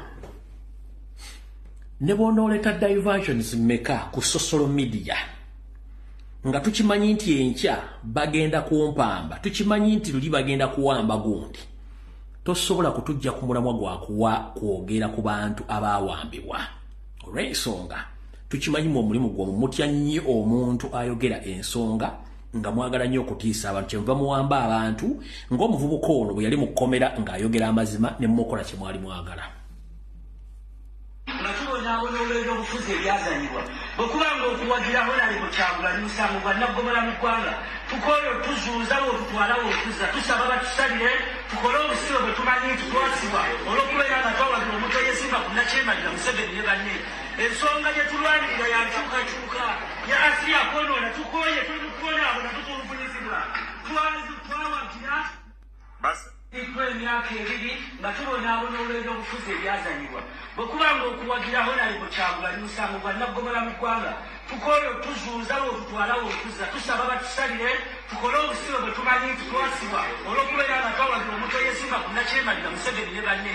Ensonga gye tulwanirira yankyukakyuka ya Asiya kwonoona tukoye tuli mukuwona abo natutuluvunyizibwa twawagira nga tuvunaanga ebyobufuzi twawagiraho nali mukyagulani nsinzira ne walo nesaba ne kabaka waffe owa Buganda aveeyo obutereevu ku nsonga zaffe tuli baana ba Buganda era tuli mukulwana kulaba nga tuva Buganda ku ntikko baveeyo ku nsonga zaffe feyo abaana ba Buganda tuli mu kuvuulira mu kkomera nesaba ne jjajja w'obusiraamu Mulangira Kasimu Nakibinge aveeyo batulanga kubeera nga tuli basiraamu gavumenti eno etulugunya abantu abasiraamu mu ggwanga kabaka wa Buganda Ssali Katikkiro Charles Peter Mayiga buli omu kuvaayo munnayuganda ali kyaliyo tavaayo twatulangibwa byabufuna ebitulangibwa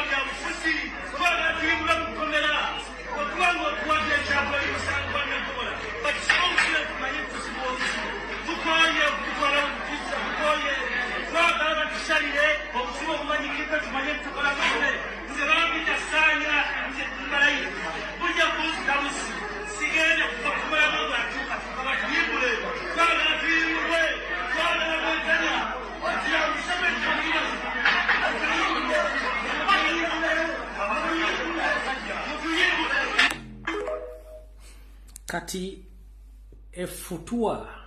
effutirizi limuteeka ku baana ba Buganda olw'okuba nti basobola okwogera mwe mwali musuubidde buli muntu agenda kubeera musiru nga tasobola kwogera mwe kye mwali musuubidde gwali okimanyi nti bano abantu ababiri bayinza okwesiŋŋana mu ntaana Museveni wali okimanyi nti bano abantu ababiri basobola okwesiŋŋana mu ntaana bano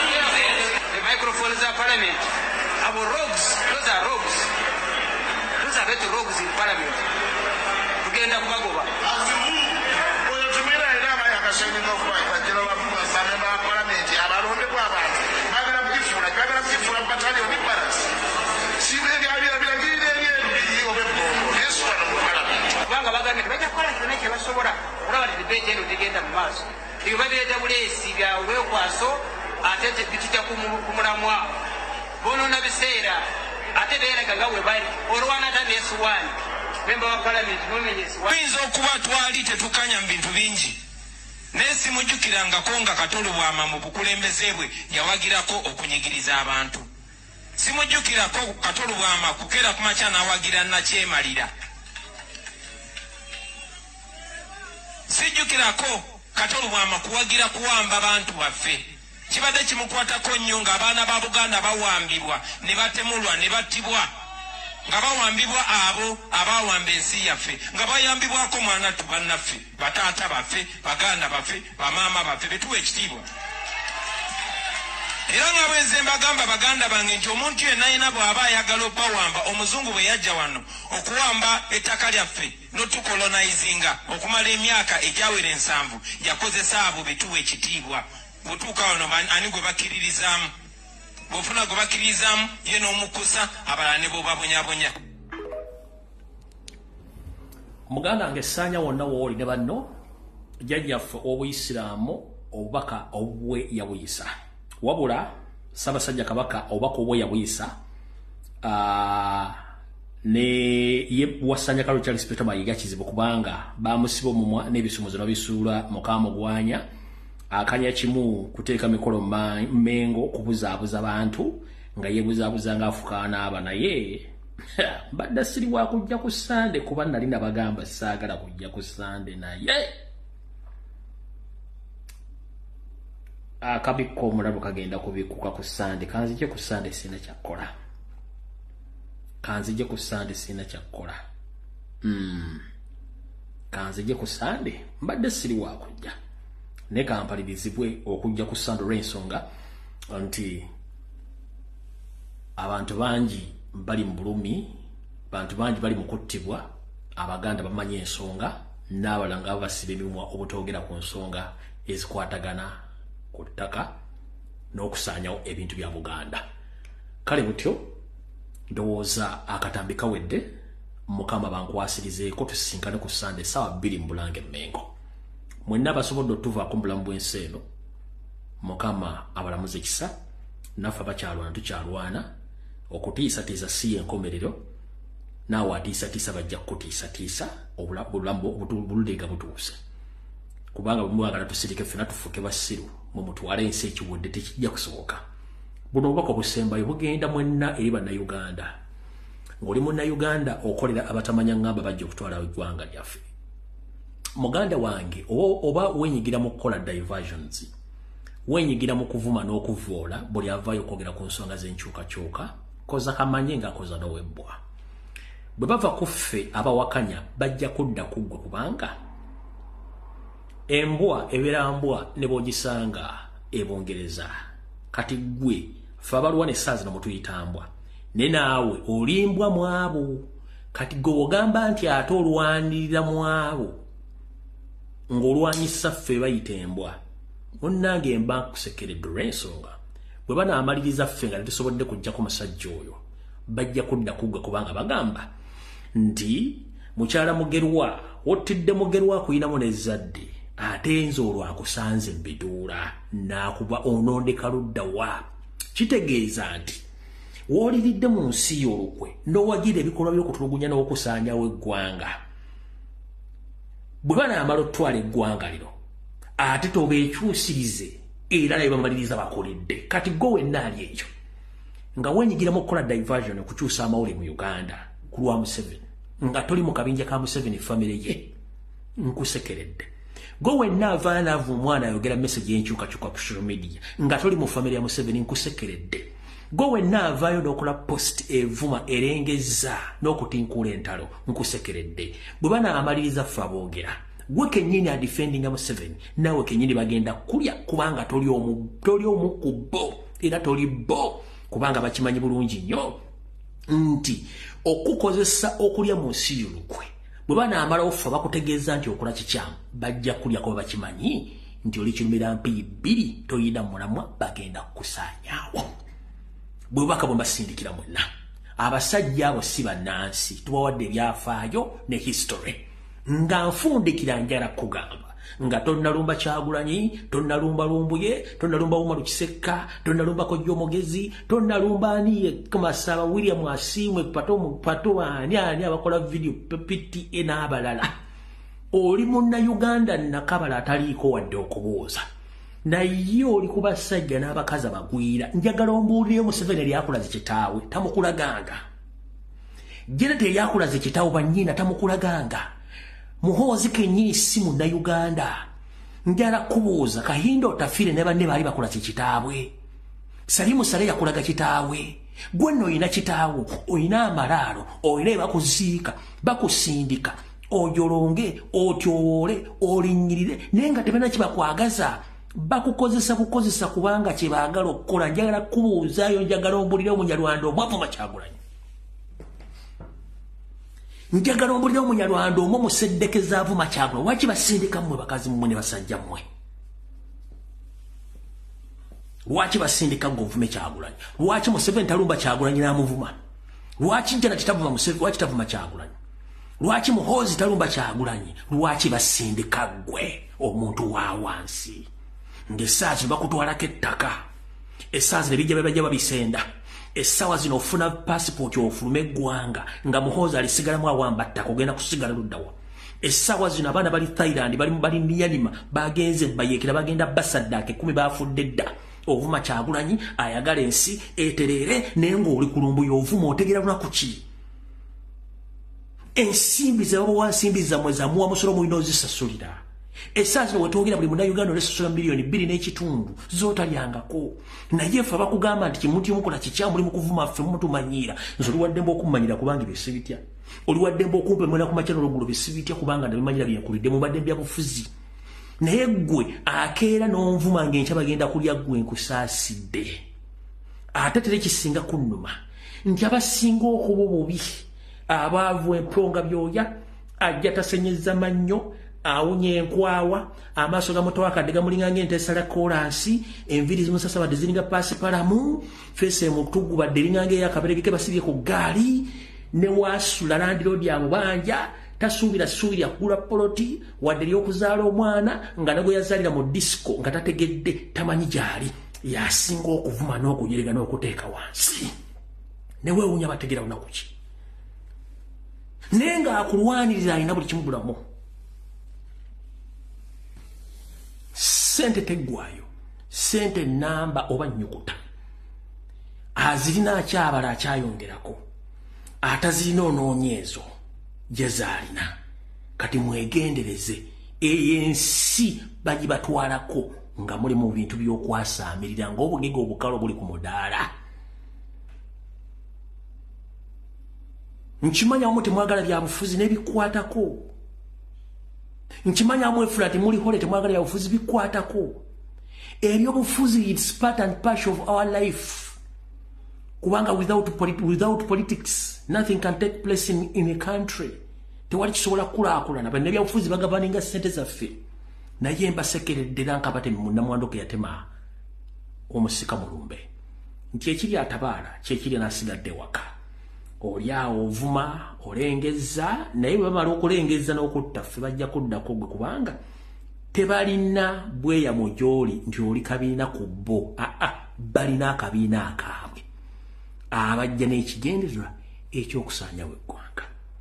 Mukama ba 13 mpeera tujja kusekana ku Sunday saa 2 ez'akawungeezi.